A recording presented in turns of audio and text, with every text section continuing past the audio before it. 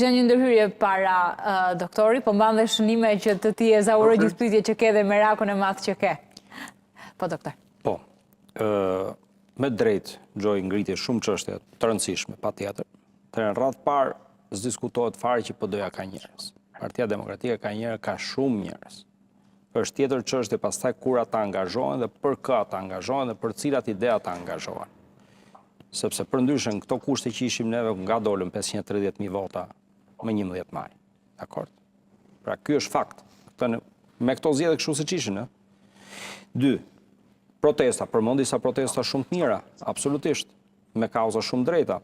Po ka dhe i protestë që ka organizuar Partia Demokratike, shtatë korriku i 2022-shit, apo jo, në kushte shumë të vështira se ç'ishte sot. S'kishte as logo, as vulë, as mbështetje, as një ligjërisht, sulmoi ndërkombëtarisht.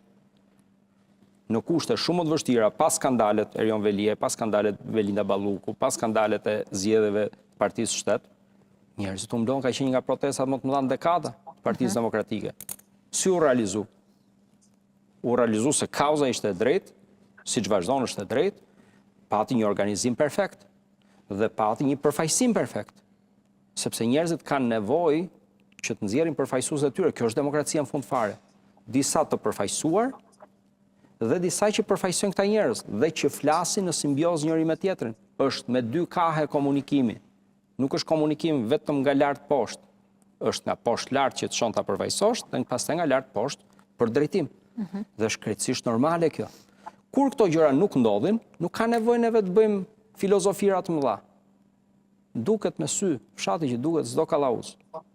Duket me sy, mbështet njerëzit janë, energjia është, kërkon të mobilizohet, kërkon të përfaqësohet, e përtej kërkon të shtohet, lëre më të paksohet.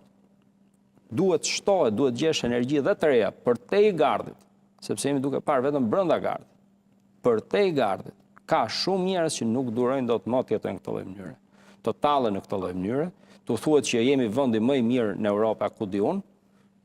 Nga krahu tjetër marrim statistikat europiane, ku ne duam të shkojmë me demek në Europë dhe shohim që për gjërat e këqija jemi të parët dhe për gjërat e mira jemi të fundit. Dhe këtë realitet shqiptarët e dinë, nuk ka nevojë fare më. E dinë ata, kauzën e dinë. Çështja është organizim dhe përfaqësim. Nga krahu tjetër, meqense se dolëm ke zgjedhjet, zgjedhjet kanë disa situata.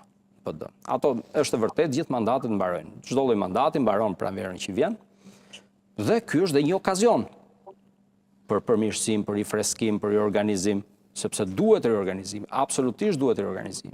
Duhet riorganizim kokë e këmbë. Problemi këtyre zgjedhjeve brendshme partijake është ajo që tha Gjoj me shumë të drejtë, meritokracia. Kjo me thënë drejtën, deri sot nuk merret parasysh. Ose merren parasysh vetëm disa merita të një lloj formati. Po jo formatet e tjera, sidomos jo formatet që mbështeten nga njerëzit, pra mbështeten nga vota. Dhe në këtë aspekt ka një problem të madh kur flasim për sisteme tipit një antar një votë, se ky ka probleme të mëdha, këtë përdor PD, megjithatë kështu është caktuar, kështu do ta mbajmë.